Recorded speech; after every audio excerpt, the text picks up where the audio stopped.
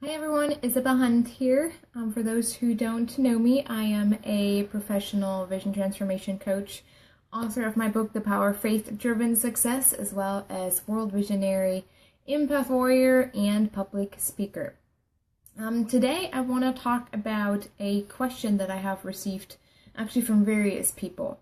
And the question was about how do I react what do I do when I feel rejected or when I'm being rejected, when I feel someone is coming at me or someone triggers me the whole time. One example is that happened recently. Well, since I'm out there and I'm speaking a lot, I have to interact with a lot of people. And Twitter is really, really awesome for people to just lash out on you and say the meanest things. And recently we were talking about a topic and they asked, well, how would you explain that? It's not working, it's not possible. It was about, it was pretty much a believer versus atheist. And they didn't even know my work, they didn't even read anything I did, they just responded and lashed out and were gotten really mean and saying things like, yeah, well, I should leave the country, or I'm a scam. Like those things, they used to hurt me. And throughout the coaching, I learned a lot that you can't please everyone. When people react to you, it's more about them than what it is about you. So if you can see that, that maybe there's something that you trigger in them, not necessarily that they trigger you, obviously do that too, by the way they react. Your trigger most likely is not being heard, not being valued, not being seen. Those are usually the foundational triggers that have us experience the other person as offensive, as mean, as someone who rejects us. And for the other person, if there's something inside of us, for example, if you're naturally a more positive person, or you have some knowledge about something that goes really deep, the other people or the other person might feel triggered by what you do, something that they haven't dealt with within themselves. So those two ways. And often all it takes for me, okay, what is it that's really going on? For me, it was not being heard, being judged, not being seen. Obviously, they didn't know about my work. I was able to explain to them scientifically what I was talking about, and within seconds they blocked me. So they didn't like the answer that I gave because it made too much sense. So it really wasn't about me. In the end, I think it's all about the other person, and what we can do is just stay in our own space. Obviously, that does take some personal development. That does take it to go within and to understand this is who I am. This is who I created to be. And this is my message. This is just who I want to be as well. Now, pay attention. If there's something that you're struggling within yourself, whatever you focus on within yourself is what you focus on with other people.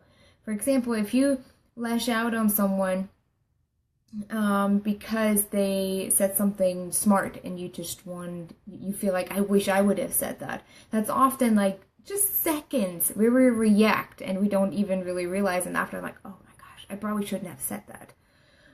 Right? We often get in those things, but it's about the awareness. One thing that's really important before you react to anything that ever happens to you, take 5 seconds. Just count in your head to 5. 1, 2, 3, 4, 5.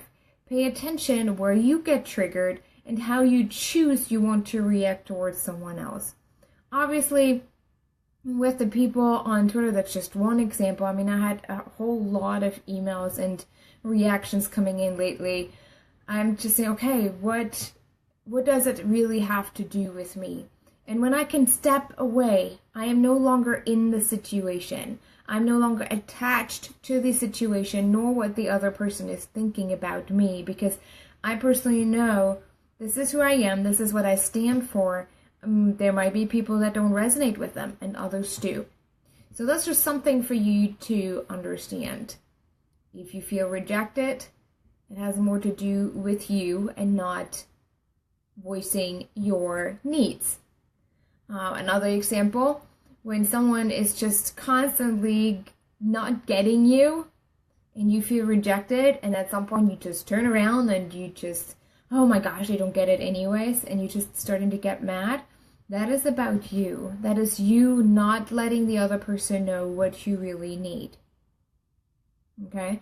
So if you feel rejected, help them understand your need. If they're not open for it, then all you can do is envision a white bubble around you. We already talked about energy, and everything is energy. Your thoughts are energy.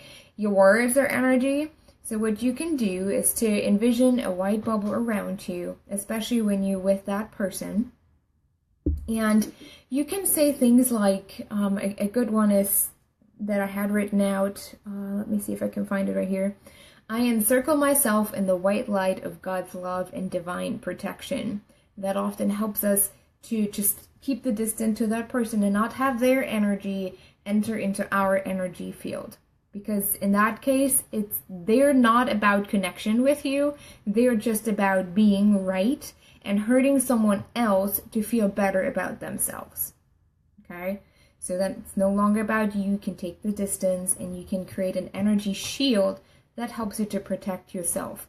Another thing is, over time, that it's a tool that I've learned in coaching, which has really proven to work over time. What I always do, if I feel really offended and I can take a step back and just breathe, I'm starting to envision a ball of love.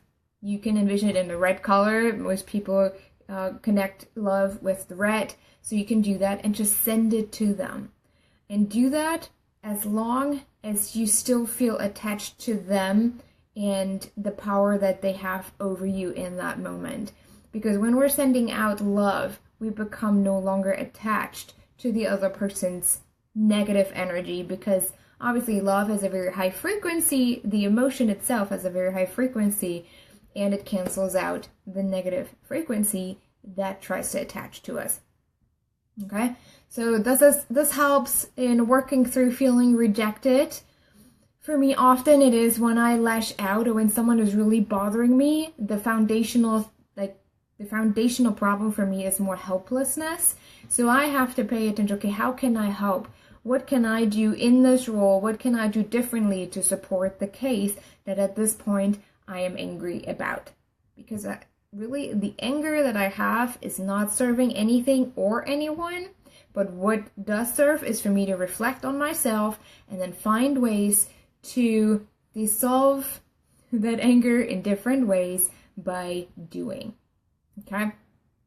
So that's just for today, real quick. Obviously, I could talk about this for hours, but that's not going to help you either, because I'm sure you have to go back to work or do whatever you need to do. Next Wednesday, I'm going to be back with the Facebook Live and a different topic.